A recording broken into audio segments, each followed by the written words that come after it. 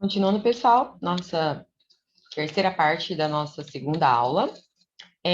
Como nós falamos bastante na parte anterior sobre ergonomia, sobre as questões ambientais, né, que podem interferir na ergonomia, como ruído, como agentes químicos, como diversos outros fatores, né, que a gente especificou.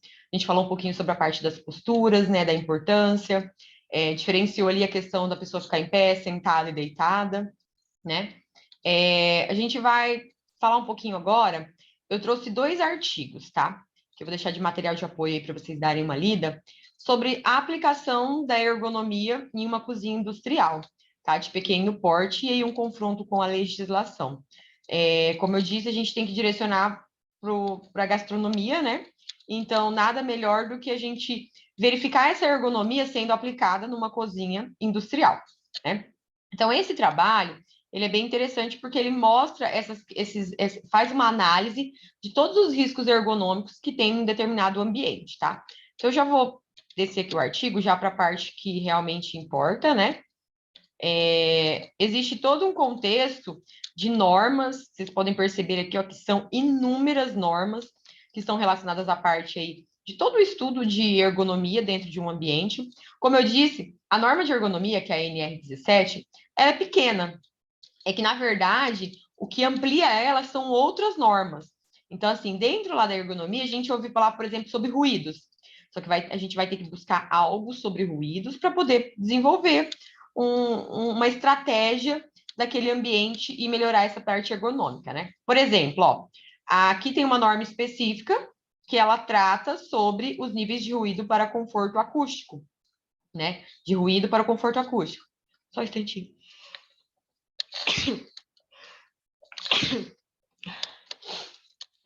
Então, assim, a NR por si só, ela não é grande, mas existem outras normas brasileiras que complementam ela, que são auxiliares no processo. Lembra que a gente falou também sobre a iluminação, da importância, que isso também influencia de forma ergonômica no ambiente de trabalho? Então, existe uma norma de iluminação de ambientes de trabalho, né? Parte 1, parte 2. Tem a consolidação... Gente, desculpa.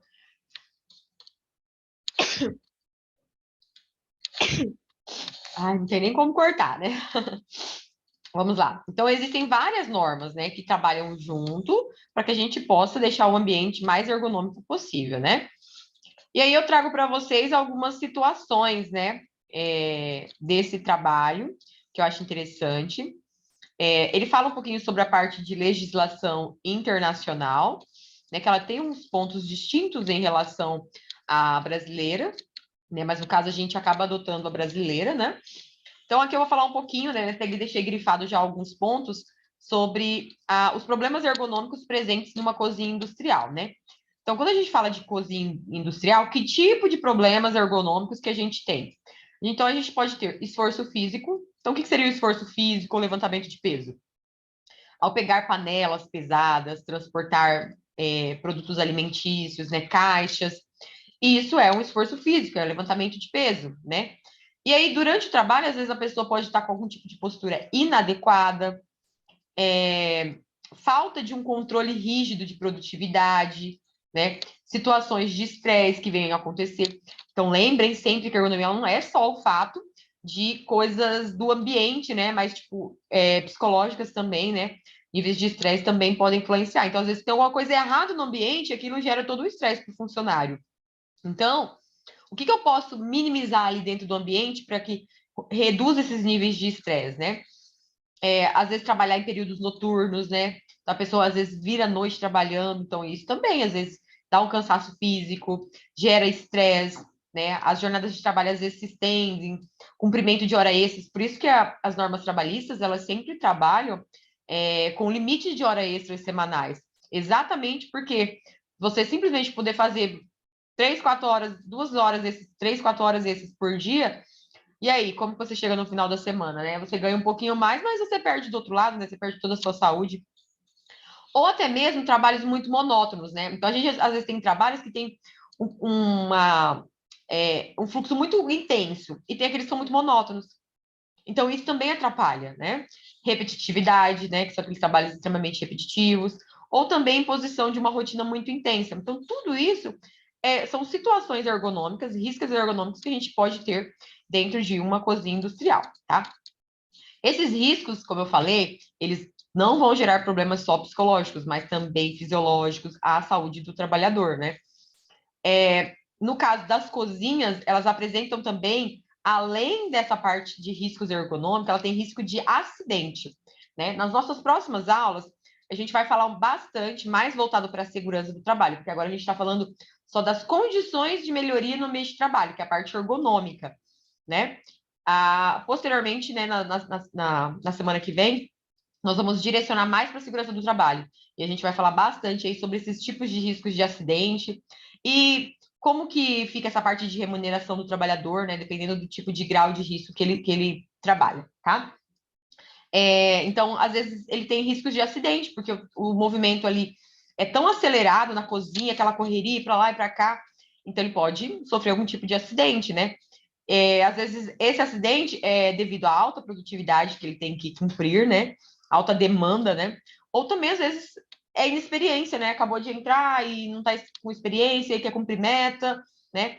Então, e querendo ou não, às vezes o ambiente ele tem muita variedade de equipamentos, né? E às vezes eles não estão também dispostos de maneira correta. Então, tudo isso vai influenciar de maneira ergonômica no ambiente de trabalho, tá? Algo que nós vamos estudar também um pouquinho nas nossas próximas aulas é o chamado mapa de risco, tá? Já vou adiantar um pouquinho de antemão para vocês, né? O mapa de risco, pessoal, ele é de extrema importância. Qualquer ambiente, né, comercial, público, né, industrial, ele precisa ter um mapa de risco, porque é uma representação de como que as características daquele ambiente, que tipo de riscos ele apresenta, tá? Não estou me referindo a riscos de morte, tá, pessoal? Mas riscos, né? Isso daqui você tem muita exposição ao sol, tem muita exposição a barulho, coisas assim. Então, ele tem uma classificação, que a gente posteriormente vai estar vendo também, tá? Então, tipo, ter um mapa de risco no ambiente de trabalho, capacitar os colaboradores é uma das maneiras que mais contribuem para a conscientização e redução desses riscos ergonômicos também no ambiente de trabalho, né? Muitas vezes os riscos, eles são visualizados pelos colaboradores, né, durante o ambiente de trabalho, mas muitas vezes eles não são percebidos como riscos domésticos. Às vezes as pessoas elas estão tão acostumadas a trabalhar naquilo ali que ela não enxerga mais como risco, né? Ela está tão acostumada a mexer com uma faca, a fazer corte, que ela não vê a necessidade de usar uma luva de corte para proteger a mão. Então, essa luva, qual que é a finalidade dessa luva? É um equipamento de proteção individual, que tem o intuito de livrar ela desses perigos. Então, assim, são essas condições, né? Então, às vezes a pessoa está tão acostumada ali que ela não tem essa ciência, tá? E aí ela acaba não sentindo a necessidade de tomar cuidados, porque eu já sou expert em cortar cebola bem rapidinho, sei lá. Então ela não vê a necessidade de fazer isso. E aí ela acaba, mesmo que ela é orientada a usar o EPI, às vezes ela acaba não usando, né? Porque ela não tem o hábito, né? Então, assim, os riscos por agente, e também tem a questão não só dos elementos que eu comentei, mas tem a parte de umidade, calor, ruído, né? Às vezes o ambiente é muito quente, às vezes é muito frio. Então, tudo isso pode, né, propiciar aí problemas. Então, esses não são os maiores causadores das doenças dos profissionais, uma vez que quando a gente fala, a parte ergonômica, postura, né? Ele aprender a lidar com esses pontos, ser quente, frio ambiente. A princípio, é as coisas que a gente sempre mais direciona, né? Porque elas são itens gerais, né? Em qualquer ambiente de trabalho, a gente vai ter isso, ele vai estar direcionado para cada profissão. Mas o que acontece? As pessoas, isso não é o ponto-chave, né? Não é no caso da gastronomia, de cozinha, né? Que é o foco desse trabalho aqui, ele não é o ponto-chave para o ocasionamento dessas doenças, desses riscos. O que às vezes acaba acontecendo é o quê? Corte, queimadura, queda, choque elétrico. Isso sim é o mais comum numa cozinha industrial, que foi o apresentado no trabalho desse pessoal aqui, nesse artigo. Então, a gente tem os outros riscos? Tem. Mas numa cozinha, o que a gente mais teria de risco são esses aqui, né? E, claro, muitas vezes eles poderiam ter sido evitados devido à utilização de EPIs, né? Uma conscientização, uma obrigatoriedade de utilização, né? A gente não tem que pensar no IPI como um elemento que vai nos atrapalhar, que vai reduzir a produtividade. É claro que tudo que é novo, né, a princípio, quando você usa pela primeira vez, ele vai ter uma resistência. Mas isso é questão de hábito, né? De incentivo, né? Vou fazer palestras, DDS que vão incentivar o profissional a utilizar, para que ele entenda que ao utilizar, ele elimina muita coisa, tá? Os maiores problemas ergonômicos encontrados no caso dessa pesquisa foi o excesso de peso, né? Então, cargas mal organizadas, o calor excessivo. Tinha alguns locais que a cozinha tinha desnível de piso. Então, assim, esse desnível, primeiro, obriga os colaboradores a baixar para erguer as cargas. E também, às vezes, você está andando para tropeçar, né, gente? É extremamente perigoso. A questão de permanência em pé, né? Não cumprimento de intervalo de almoço. Então, assim, quando tinha horário de almoço, é aquela pausa ali, ó, rapidinho come e volta, né? Então, assim, muitas vezes você dá determinados intervalos de descanso, você elimina muitos problemas ergonômicos, né? E aí, nesse ambiente que foi avaliado, nessa cozinha industrial, não há nada disso, tá? Não há nenhum tipo de adaptação dos móveis ao biotipo do colaborador, ocorrência de queda devido à falta de cuidado do colaborador, né? Em manter o piso seco. Então, assim, você está cozinhando, aí caiu água no chão, respingou, óleo, água. Ali facilmente é um ponto para o colaborador escorregar, né? Por quê? Porque às vezes não tem uma limpeza constante naquele ambiente, né? E aí tem os movimentos repetitivos, falta de luva, né, para proteção das mãos, enfim. São vários problemas que a gente vê numa cozinha. Então, eu trouxe esse artigo aqui para vocês terem essa noção. Então, eu vou deixar ele como material de apoio para leitura, referente à nossa aula de hoje, tá? Amanhã a gente se encontra presencialmente, tá? Para poder realizar uma atividade, né? Referente a esse estudo ergonômico. Vou trazer alguns estudos de casa e a gente vai fazer discussões em sala e a gente vai desenvolver uma atividade avaliativa, tá bom?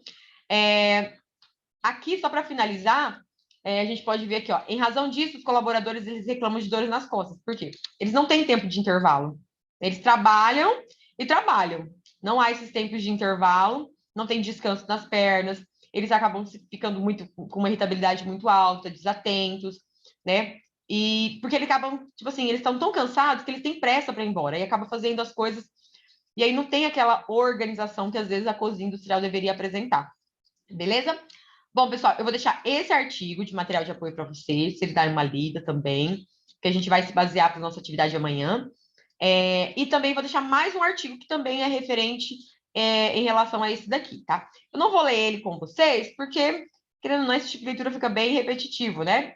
Mas eu vou só mostrar aqui para vocês que ele é esse daqui, ó, ergonomia aplicada numa cozinha industrial para melhoria de produtividade. O outro artigo, ele estava mostrando os problemas ergonômicos, né, que foram encontrados naquela cozinha.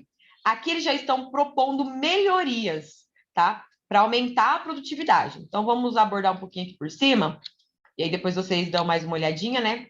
Então, como eu disse, é uma cozinha industrial, e aí eles começam a propor algumas medidas, né? Eles fazem orientações sobre o trabalho, né? Coisa que a gente até comentou, e aí eles vão propondo medidas, né? Nesse texto aqui, ó, da organização do trabalho, sobre o que pode ser feito para que a gente não tenha mais aqueles problemas, ou pelo menos minimize os efeitos, né? Desses problemas ergonômicos.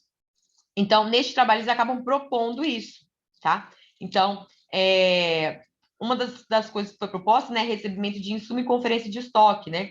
Porque a gente olha esse estoque aqui, ó, a pessoa não está conseguindo pegar a caixa direito, né? Então, ela se esforça para isso, às vezes pode dar um mau jeito. Então, eles proporam organizações aqui na parte de estoque, de conferência, né, de organização, porque isso também, quando a gente pensa em ergonomia, não é só onde as pessoas estão trabalhando, mas estoque, gente, ele tem que estar acessível. Então, isso também entra em ergonomia. Ele tem que estar acessível, de fácil acesso, de fácil manuseio, para que as pessoas possam pegar esses objetos. Eles proporam também questão ali do preparo das refeições, né? Como lá um cardápio é pré-definido, né? Além da grande necessidade de movimentação dos membros superiores, as atividades são realizadas no calor, né? Então, eles também mostram que no local de trabalho, né, era muito quente, né? Então, o que poderia ser feito? Então, eles proporam algumas medidas, né? Na parte de preparação de café, porque como eles fornecem alimentação para uma empresa, então, durante o dia todinho, eles fazem café para fornecimento, né? Então, a gente sabe que nesse preparo aí tem que tomar muito cuidado para não se queimar. Proporam também questão de limpeza e organização, né? Porque muitas vezes a pressa de ir embora você não deixa seu ambiente de trabalho bem organizado, né? Então, mais algumas condições. Então, eu vou deixar esses dois trabalhos aqui para vocês, tá? Como material de estudo para a aula de hoje, tá bom? Então, amanhã a gente se encontra presencialmente e tenham todos aí uma boa noite.